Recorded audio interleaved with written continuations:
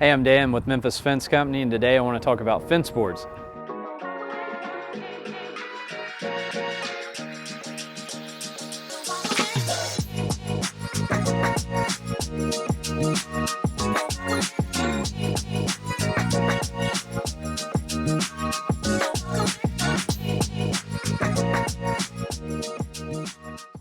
They come in all different shapes, sizes, species. They have different characteristics, and of course they have different price points.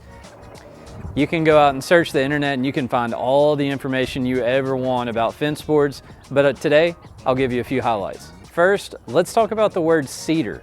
A lot of people use that word to imply a quality that all of the wood does not necessarily have.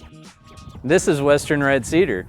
This is naturally resistant to rot, to decay. It's going to hold up well outside.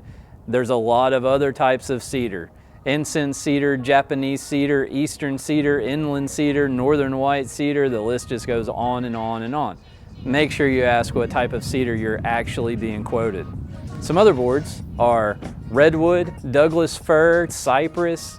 You can get into some wood that's a little more exotic, like ipe and teak, which is going to last forever, but it's going to be quite expensive. There's definitely a lot of options, and it definitely gets confusing. We typically keep two types of boards in stock. One, Western red cedar. And the other is this lovely treated pine. Of course, we've used other types. We can get other types. Whatever you want, we can get it for you. But this is what we normally keep. Treated pine is definitely going to be more economical. However, it has no natural resistance to anything, which is why it has to be treated.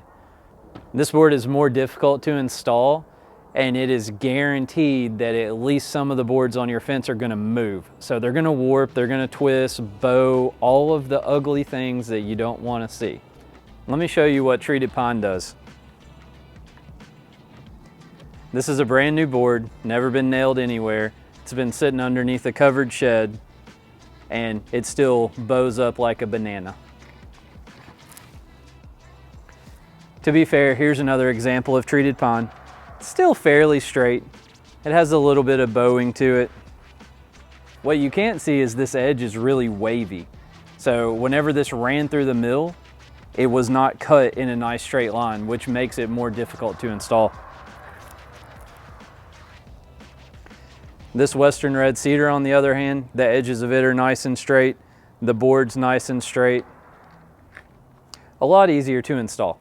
Here's the key takeaways. All boards are not created equal, and do not be deceived by the word cedar. Make sure you know what you're buying. If you want the best, then buy the best.